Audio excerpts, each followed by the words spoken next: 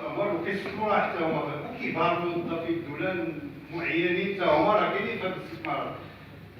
هذا هو اللي جعل هذا المشروع ديال انشاء المراعي في المنطقه ديال الداخل بورزور ما تمش، رغم انه كاينه ميزانيه مخصصه ضخمه وكاين المساعدات اللي جات من برا وما تموش.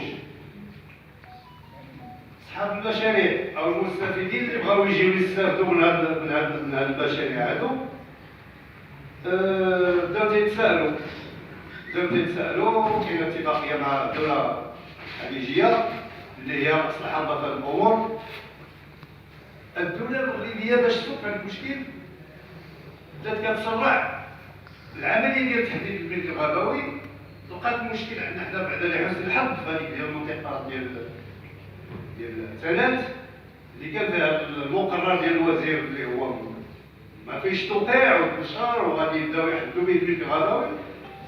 بقاو ينزلوا هذاك المراعي اللي داروا على قبلها القانون ديال 1313 بغاو ينزلوها في سوس لانهم جاو من منطقه سهله فيها الغابات فيها الاراضي فيها سكان الناس مسالمين الى غير ذلك.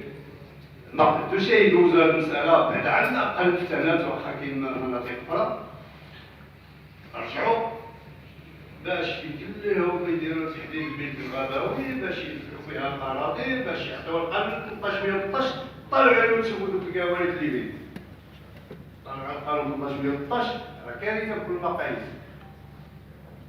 بداو تينزلوا في القضيه ديال التحقيق الجماعي باي شكل من الاشكال. كيهبطوا رؤساء الجماعات جاتهم تعليمات ما يقولوش لنا احتاجونا الاعيان ولا شي واحد يقولوها بصراحه ولكن ما قدروش يقولوها انهم راه الجماعات ناس علي ما نقدروش نقولوا هذا الشيء هذا. داروا هذا الظاهر هذا باش ينزلوا على ارض الواقع ولكن ظاهر مزيان فيه المجانيه وفيه السرعه وفيه تساهل في انجاز الوثائق ديال الملكيه الى غير ذلك مجرد شهود وتسلم شهاده اداريه من طرف السلطه المحليه باش يمكن الانسان يحفظ بها املاكه الى غير ذلك. ولكن المشكل الخفي والاسباب والدوافع اللي كتدفع بالمشرع بالسلطات ماشي المشرع بالسلطات اما المشرع هذا ظاهر تيبان عادي مزيان.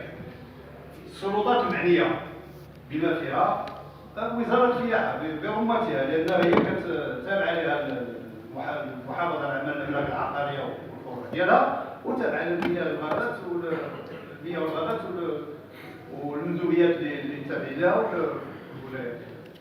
تيصرعوا باش يحفظوا الناس واحد المساحات اللي بغاو هما ويتجلى ذلك. هنا فين تيبين لكم تعرفوا بانه راه كاين كيف تنقولوا دائما داخل دلاس. وقع كاين شي وحدين ما تعجبهمش باش نقولوا داخل دلاس. سمعت شي واحد ذاك النهار تيهضر قال لك باقي عندنا داخل دلاس الى غير ذلك وهاد الناس اللي تيهضروا كذا كذا.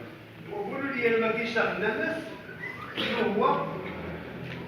نعطيك مثلا اعتقد جماعه 3000 وكذا شي حاجه القدر بالضبط انا ما عنديش شيء ديال التترات في هذه المنطقه كلها. ملي كنجيو نقسموا هذيك 9000 وكذا على جميع المنطقه ديال ثلاث كتخرج لنا واحد 20 ولا 30 في الدوار. اي اخر واحد اللي هو تيعاود البلاد مزيان اللي دار سيكران دوزون دوالين ما يمكن راه غتكون عند اخر واحد يكون عنده 50 60 كيف قال الاستاذ الطويبه 50 60 ديال سميتو. اذا كل واحد راه خصو واحد الرسم عقاري. معنى ذلك هاد الناس راه عندهم واحد الخريطه محدده بغاو يخليوها للناس ديك المساحه المحدده لانه الخرائط الغابويه اللي بدات باش يدوزوا بها تحديد الغابوي في 2012 وكانت بديوها من 2009 وهي مجهزه يعني حاده لهم المناطق. تيقولوا لك الناس لا كاين الناس تيقول لك ما كاينش تحديد الملك الغابوي في جماعه الثلاث ناس لا نرفض بالاسم. كاين سيدي ما كاينش تحديد الملك الغابوي بشكل قانوني لانه مازال ما تمش بعد التوقف ديالو في 2012 نظرا لاكتشاف هذاك المرسوم المزور ونظرا للوقفه الاحتجاجيه اللي نتبعها توقف هذاك المشروع. والخرائط باقيه ومحدد فيها مناطق اللي غياخذوا واللي خص ياخذوها، اللي هي كيجيو يعطيو. كيفاش عرفت؟ باقي ما دارش واحد البحث وزاره الفلاحه او المحافظه العامه عملت شي بحث، جات عند الناس كدور في الدور قولوا لي عطيونا الاحصاء اش عندك، شحال المساحات اللي عندك، واش مجموعين، واش مفرطين الى غير ذلك. يمشيو يجمعوا هذا البحث ويدخلوه في المعطيات ديالهم اللي على بالهم ويخرجوا باش يعرفوا الرقم ديال التكرار اللي غادي يخرجوا الجماعات. لا، ما داروش هذا الشيء. هما داروا هذاك الشيء في حدود اللي خلاو الناس بالخرائط اللي مصوبه وكتنتظر.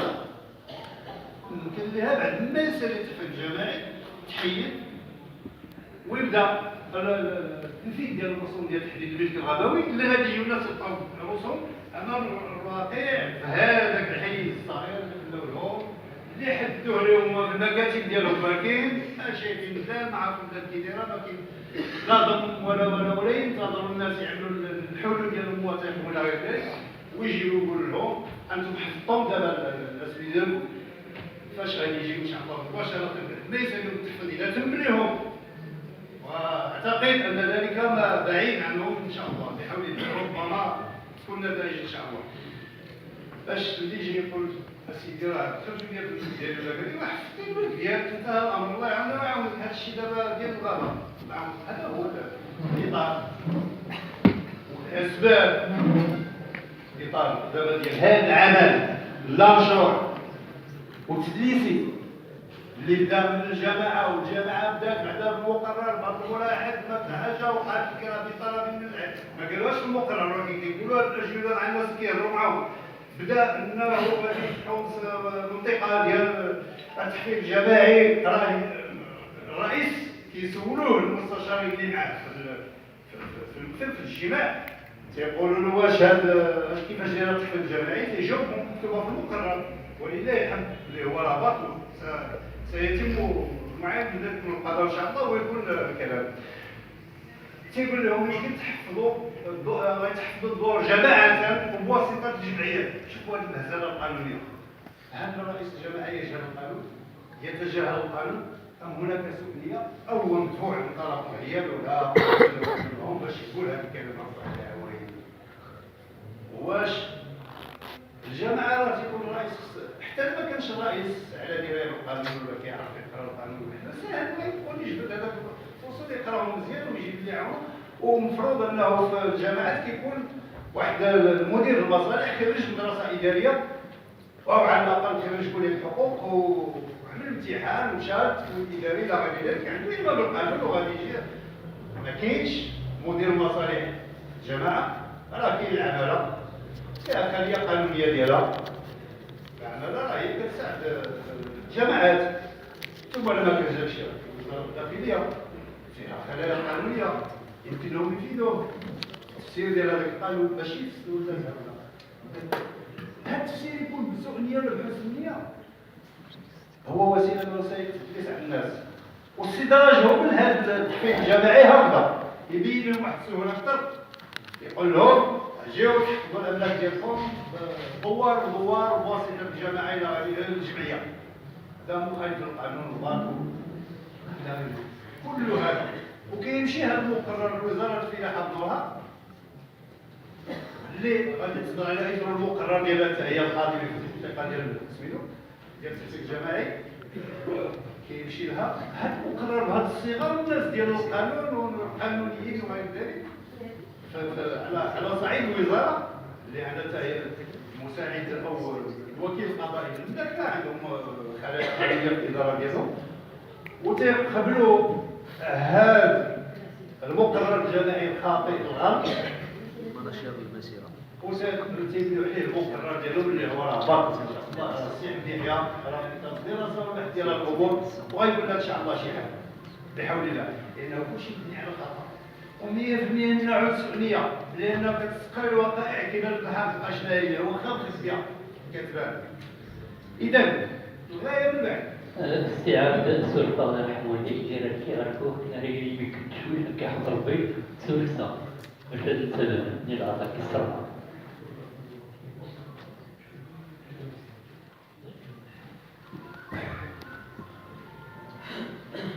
كله امتثال بالله ابتداء من بدايه تنزيل شكون اللي طلب الله اعلم، ثم مقررات الجماعه بالشكل الخاطئ المخالف للقانون عن قصد الله اعلم، ولكن 100% حتى ما كانش سوء القصد ولكن دافع قوي اللي هو تيطلق على الجماعه والمقررات. وراه بدايه الجدة السيد الرئيس ديال الجامعه ديال تربه توشكا في الفيديوهات اللي كان عطى فيها التساؤل، وبالتالي هادشي كله مبني على غير اساس. وجابوا في واحد الوقت وجيز بحيث انه كان الجماعه لو كانت الامور عاديه وبحسن نيه كانت الجماعه تعيط الناس يجيو يدركوا بحال غير اللي حاضر هذا تقول لهم ودي راه غادي نديروا لكم، هو ما قالوش للناس وكتقول لك راه جاو عندي العيال قالوا لي ايوا جاو عندك العيال قالوا لك واش يقولوا يجمعوا لي الناس ويديروا واحد الاجتماع بحال ديك الاجتماع اللي داروا حتى على الفتح المنطقه ديال ثلاث مقرر ديال وزير البيئه انها غادي تولي تبداو نشاط الجدار ديال الشارع وعاد بداو كيديروا ديك اللقاءات توضيحيه ولا شنو سماوها، بداو تيهضروا مع الناس وكيكتبوا عليهم، جابوا من دوك المحاضرات كيكتب على الناس وعطيهم داكشي كلشي زوين ساهل كونوا غادي. علاش الجماعه قبل ما تاخذ هذه الباديه تدرس الامور مزيان وتعين الناس ويعرفوا تشرح لهم واش عجبكم هذا الشيء مزيان ها هو، ويجيبوا ناس قانونيين يجيبوا محاضرين هذا ويسولوا الناس باقي يعرفوا الناس فهموا وسولوا وهذا يقولوا اسيدي وكياخذوا يطلبوا لنا لا هادشي كلشي داز في الظلام داز في الظلام. وكنقولوا الغايه منه في الاخر هو التنزيل ديال القانون 1313 اللي هو الى رجعتوا ليه غتلقاو فيه الكلام على ذوي الحقوق والسكان و كاين اعتقد فصل واحد ما خانتنيش الذاكره هو اللي يتكلم على الملاك فقط، يتكلم على الملاك، ولكن هذا القانون هذا غادي يعطي للناس امكانيات ديال التبرير، يعني تفتح ممرات اراضي ديال الناس سواء كانت محفظه وغير محفظه وتعمل واحد المحميات من بعد باش هذه محميات غير تتسمى باللي غادي تحافظ على المراعي بحالة الى مثلا السلوكيات ولا غير ذلك. ولكن كلشي هذا القانون هذا يبدو انه 100% اللي غادي يطرحوا عليه يبدو انه في مصلحه الرعاة او المستثمرين، اما ذوك الرعاة غير خدمه المستثمرين ديال هذه المسائل ديال الجمال اللي هي قادمه من الخارج بافواج هائله، وكاين فيها ديال الناس الخارجيين وكاين فيها ديال الناس ديال هنايا باش يسهل عليهم وفي نفس الوقت يسهل الامر على المياه الغابات. كاين حق القنص ما يوقعش بحال كيما وقع السنه حنا كانوا جاو هذه السنه هذه بغاو يديروا كاين حق القنص الى اخره لم يرعوه رغم مطالبه الناس بايقاف ومواصلتهم الى غير ذلك حتى وصل الامر لحد المسطره الاداريه في المحكمه الاداريه او ايقافات كاين حق القنص في المنطقه لاسباب. الاستاذ يحيى راه هو اللي عمل هذيك المسطره راه تيعرفها نعاود نعطيكم على شي توضيح. وقضيه ديال التمكين وكاله الحوض المائي والمناطق، وراه كاين مناطق كبيره في المنطقه ديال ثلاث اللي غادي تجي توضع عليها هذه وكاله الحوض المائي اللي اولا ما يمكنش لها تعطيك الماء فابور غتقلب عليه غتشدو غتبني المنشات ديالها وتبدا تبيع الفيلاج اللي انت اللي هو الولاد ولا غيرك ولا غيره الى اخره. الشركات المعادن، الشركات الاخرى ديال القنص، الشركات ديال بحال لافاج مثلا راه شفتوا المصيبه ديال في سندان الى غير ذلك. وهذا هو السبب ديال التنزيل ديال هذا التحفيظ الجماعي كنشوفوا دابا بهذا الشكل، وانه راه ما ننتظروش منه شي خير، انه المساحه اللي غادي تحفظ حددوها مسبقا وعطاوكم عدد الرسوم اللي غادي يعطوكم. انا تنظن بالنسبه لنا مثلا الدواره فاش قال بواحد 9000 وكذا غيديروا النص ديالهم الا جاو يحفظوا لنا هاد الشركه كتقول للناس ما غاديش نحفظوا لكم وسط الدوار، غادي نحفظوا لكم غير برا. علاش؟ باش يخرجوا بداك العدد اللي جايبين هما يخرجوا ويشوفوا ولا يجيو هذا، وفي نفس الوقت غادي يحددوا الدوار يبقى الوسط يبداو التحفيظ مزيان، هذا كاع يحفظوا لنا، ولكن هو كيهمهم ذاك المساحه اللي خصها تبقى للمياه والغابات باش الناس يدخلوا في واحد الحدود يسدوا على راسهم فيها. وراه هذيك الوثيقه اللي معلقه تما الا قلنا ذاك القرار ديال الجامعه هذاك الموصل كبير، القرار تاع وزير المياه اللي جا نزل على كترو، شوفوا الناس مشاو عند قبل السي يحيى المحامي اللي معاه، مشاو عند المحافظ وعند الكادستر الطوبوغرافي باش يعطيهم الخرائط، الله يجزيكم بالخير، عطيونا الخرائط. راه نتوما كتقولوا احنا بغينا نحفظوا، ولكن خصنا نعرفوا واش كنحفظوا، راه كنسمعوا شي صداع شي هضره، وكاين واحد الابواق في المنطقه كيقول لك ما كاينش سميتو غابوي في الثلاث، مشاو تيطلبوا الخرائط، هذا من حق كل مواطن، هذا الفصل 11 ديال ظاهره التحفيظ الجماعي بالضبط، هذا هو اللي ما بغاش يخرج يبدا. هذا كنشوفوا نعاودوا نبقى نشوفوا فيه على ذيك الحادثه اللي وقعت في الفصل 11 يقول لك اعتقد الى راه كاع تيقول لك يا سيدي الفصل 11 ديال ظاهره 25 يوليو 1969 10 يجوز لكل شخص، سمعوا مزيان، الفصل 11 ديال ظاهره 25 يوليو 1969 اللي كيتعلق بالتحفيظ الجماعي، اش يقول؟ يجوز لكل شخص ان يطلع بدون سائر في مقر السلطه، يعني القيد السلطه المحليه والمحافظه على الاملاك العقاريه، على ماذا يطلع؟ على البيانات والتصاميم المنصوص عليها في الفصول 4 و7 و10. شنو هما البيانات؟ هما هاد الناس هاد الاعتراف اللي راهم الناس تعتبروا اللي راه يعني تحددت لهم الاراضي ديالهم، راه كتشوفوا 10 ديال الفروع مخاوي باش تنزلوا في هذه الفروع، وكاين ثاني اللي راه تسلمتوا البيان وتسلمتوا الخريطه اللي كينص عليها الفصل 11. هو المحضر هنا تيقول حيت البيان ملي كيقول لك البيان راه فيه كيقيدوا لك فيه المجموع، وهذاك التصميم الطوبوغرافي ديال التحديد ديالها. وهنا مشاو جمعيات من قبل اكثر من سنه هذه، مشاو لعند المحافظ باش يطلبوا منه هذا التصميم باش يتاكدوا من هذه القضيه الملك الغابه واش كاين عندنا ولا ما كاينش، وين واصلوا في حدوده ديك التصاميم اللي موجوده ومحطوطه كتسنى غير يسالي التحقيق الجماعي ينزلوه باش يكملوا الباقيه.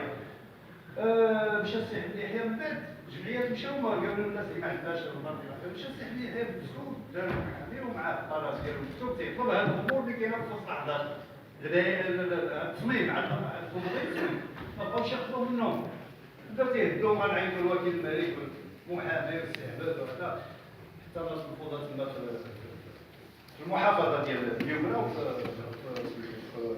كادستر لا محافظ يعطيهم ولا المدير ديال الكادستر الا باش باش كتب الطلب ولا يجيبوا عليه. تقريبا شفت تاريخ السي احمد هذاك الطلب اللي كنت عملته ما جاوبوش عليه لحد الساعه.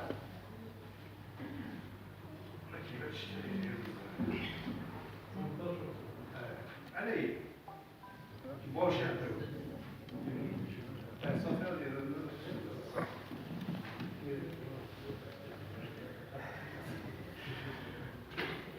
لا الزم الامور ورينا تشكيل التصاميم باش تستند مع التقنيه دار مصر نداول الضغوط ديال الفهم اللي سميتي الشحي تاع الناس تاع الشاش السقع الواضح بالنهار، هذا اللي كان اشكون غير الناس السوري غامض المدن زنزنت الشركات الدوله زنزنت كلشي زنزنت ولا سنديروا بلا درارنا غنسكيطينا درارها الخام هكايا الى اخره غير نديروا دوات تساوي باك سيكسان باك سيكسان متزاحم.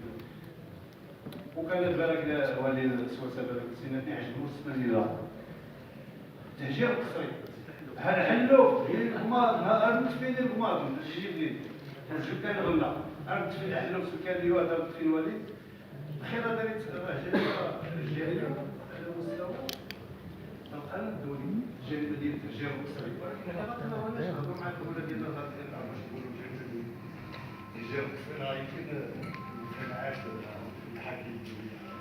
نبقاو في اطار القانون الوطني ديالنا ويقول الخير. يقول الخير. اذا تحقيق جماعه التنظيم يعني اكبر واخطر دليل يعني بعد النظر انا بنفسي كنت كنتسائل واش اللي فعلا هذا الشيء هاد الناس ما بغاوش يعطيو هاد الوثائق يوريونا كذا كيقولوا لي لا راه ما كاينش سميتو ولكن هذه هي الدليل تيجيو تيعطيو للناس باقي ما كملوش هذا خصهم يعطيو حتى يكملوا ذاك السنه ديال التحديد ديال الاراضي يعني التحديد او التحديد التجزئي اللي كيبدا به التخفيض الجماعي كيكملوا ذاك السنه اللي معطيه ويساليو التحديد عاد يعطيو الناس هذه ويقيدوا يعمروها يعمروا لهم فيها حتى ما كانش عليهم يديروا لها واحد اخرى واحد جوج ثلاثه ويديروها الى اخره باش ويعطيوهم التصاميم ويعطيوهم البيان اللي يقولوا هذا او المحضر بحال غير المهم هذه يعمروها هما اللي غيعمروها انا ما عرفتش شكون قايدين عاد نديها للقراء ونشوفوا البلان اللي عطاوني ولا ماشي جابوا الناس كيعطيوها لهم باقي ما يلاه قيدوا لي الناس سميتو كل صافي لا قيدنا ليه كانوا تيبداو ديك الطابي ديالو بلي صافي يكون هاني تسمى من بعد هذيك الترم الى اخره الناس كانت تمشي لها زوين تبلي وين صافي لا اظن دار سوا لنا التسجيل اسيدي اذا راه هادشي وراه حقهم قانون حقهم يديروا بالباطل وحذاري ونطلب لكم وشوفوا الامثله وشوفوا الحجج وانا تنقول رايي كنتم لكم الخيار والقانون راه واضح يمكن يقرا الانسان واضح